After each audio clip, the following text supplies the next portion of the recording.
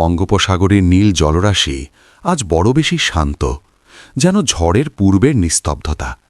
একটি fishing trawler ভটভট শব্দ করে এগিয়ে চলছে গভীর সমুদ্রের দিকে। ট্রলারে মোট 5 জন, নেতৃত্বে আছেন মাঝি মতিন। লোকটা কম কথা বলে, কিন্তু তার চোখে মুখে একটা রুক্ষ ভাব সব সময় লেগে থাকে।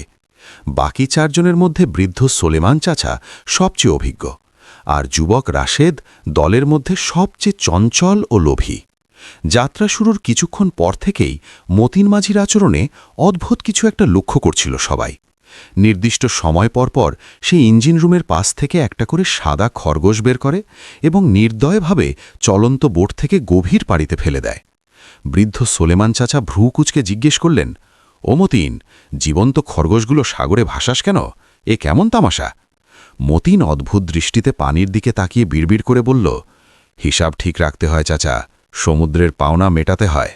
কিছু দূর যাওয়ার পর তারা দেখল পানির নিচে অদ্ভুত এক ঘূর্ণি। মনে হচ্ছে নিচ থেকে বিশাল কিছু একটা নড়াচড়া করছে। সবাই ভয় পেলেও মতিন নির্বিকার। সে আরও 2টো খরগোশ ফেলে দিল ঘূর্ণির মাঝখানে। মুহূর্তের মধ্যে ঘূর্ণি মিলিয়ে গেল। আর আশ্চর্য ব্যাপার হলো, জাল ফেলতেই উঠে আসতে লাগলো বিশাল সব মাছ। টুনা, কোরাল, এত বড় মাছ তারা আগে কখনো দেখেনি। বোট মাছে প্রায় ভরে গেছে। সোলেমান চাচা বললেন, অনেক হয়েছে মতিন, এবার ফেরা যাক।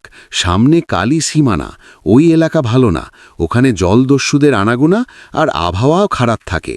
কিন্তু রাশেদ লোভে চকচক করা চোখে বলল, চাচা, আপনি বুড়ো হয়ে গেছেন তাই ভয় পাচ্ছেন। আর একটু সামনে গেলে এর চেয়েও দ্বিগুণ মাছ পাব। আজ কপাল খুলে গেছে, এই সুযোগ ছাড়া যাবে না। বাকি 2 জন মাঝিও রাশেদের কথায় সায় দিল। মতিন মাঝি চুপ করে স্টিয়ারিং ধরে রইল, তার মুখে সেই রহস্যময় হাসি। সে বোট ঘোরাল না, বরং সীমানার দিকেই এগিয়ে চলল। হঠাৎ কিছুটা দূরে একটা স্পিড বোট দেখা গেল। মুহূর্তের মধ্যে সেটা তাদের ট্রলারের দিকে ধেয়ে আসতে লাগল। সোলেমান চাচা চিৎকার করে উঠলেন, সর্বনাশ, যা বলেছিলাম তাই হলো, ওটা জলদস্যুদের বোট। সবাই যখন ভয়ে এদিক ওদিক ছুটছে, তখন রাশেদ শান্ত হয়ে দাঁড়িয়ে রইল।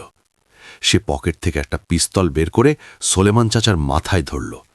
সবাই থমকে গেল। রাশেদ নিষ্ঠুর হাসি দিয়ে বলল, ভয় নেই, ওরা আমার লোক। এই মাছ আর ট্রলার এখন থেকে আমার। তোরা শুধু আমার হুকুম মানবি। সোলেমান চাচা ঘৃণার দৃষ্টিতে বললেন, তোর পেটে এত শয়তানি রাশেদ, তুই নিজের দলের সাথে বেইমানি করলি? লোভ চাচা, লোভ, অভাবের চেয়ে লোভ বড়। রাশেদ হাসতে হাসতে জলদস্যুদের বোটের দিকে হাত নাড়ল। দস্যুদের বোটটা কাছে চলে এসেছে, তারা অস্ত্র উঁচিয়ে উল্লাস করছে। ঠিক তখনই ট্রলারের পাশে সমুদ্রের পানি তোলপাড় হয়ে উঠল। প্রথমে মনে হলো ভূমিকম্প হচ্ছে, তারপর পানির নিচ থেকে উঠে এলো এক বিশাল কালো পাহাড়ের মতো শরীর। মাছ নয়, কুমির নয়, প্রাগৈতিহাসিক এক বিভীষিকা। গায়ে বড় বড় কাঁটা আর চোয়াল ভর্তি করাতের মতো দাঁত। রাশেদ কিছু বুঝে ওঠার আগেই প্রাণীটা এক গর্জনে থাবা বসাল।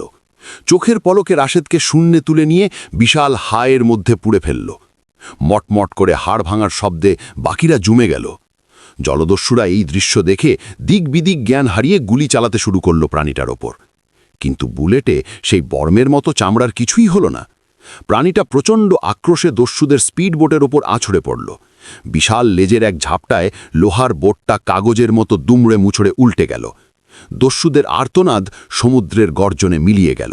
সব শেষ করে প্রাণীটা এবার ট্রলারের দিকে ফিরল।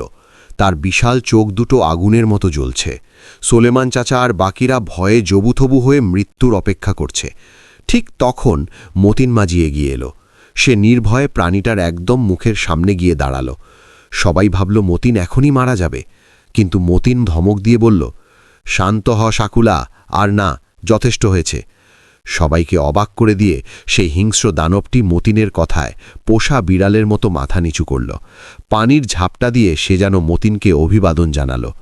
মতিন সোলেমান চাচার দিকে ফিরে বলল, চাচা, ভয় পাবেন না, ও আমার পোষা প্রাণী, নাম শাকুলা। আমি জানতাম রাশেদ বিশ্বাসঘাতকতা করবে, আমি জানতাম জলদস্যুরা আসবে। এই রুটে আমি একা আসি না, শাকুলা নিচ থেকে আমাকে পাহারা দিয়ে নিয়ে আসে। ওই খরগোশগুলো ছিল ওর নাস্তা। সোলেমান চাচা কাঁপতে কাঁপতে বললেন, তুমি মানুষ না জিন? মতিন হাসল, আমি মানুষই চাচা, কিন্তু সমুদ্রের নিয়ম না মানলে সমুদ্র কাউকে ছাড়ে না। আমি শুধু পাপীদের শায়েস্তা করি আর শাকুলাকে খাওয়াই। লোভী আর বেইমানদের মাংস ওর খুব পছন্দ। ফেরার পথ ধরল ট্রলার। সূর্য ডুবছে। পানির নিচে ট্রলারের পাশাপাশি একটা বিশাল কালো ছায়া এগিয়ে চলছে। যতক্ষণ না তারা নিরাপদ বন্দরে পৌঁছবে ততক্ষণ শাকুলা তাদের পাহারাদার। সোলেমান চাচা পানির দিকে তাকিয়ে বিড়বিড় করলেন, লোভে পাপ, পাপে মৃত্যু। ধন্যবাদ সবাইকে আমাদের ভিডিওটি শেষ পর্যন্ত দেখার জন্য। এই ভিডিওতে ব্যবহৃত দৃশ্যের মতো কপিরাইট ফ্রি দৃশ্য আপনি সম্পূর্ণ ফ্রিতে ডাউনলোড করতে পারবেন আমাদের ভেকটিজি অ্যাকাউন্ট থেকে। লিঙ্কটি ডেসক্রিপশন বক্সে দেওয়া আছে, চেক করে নেবেন। এমন আরও ভিডিও দেখতে চাইলে আমাদের চ্যানেলটি সাবস্ক্রাইব করে আমাদের পাশেই থাকুন। সবাই ভালো থাকবেন, আবার দেখা হবে পরের ভিডিওতে।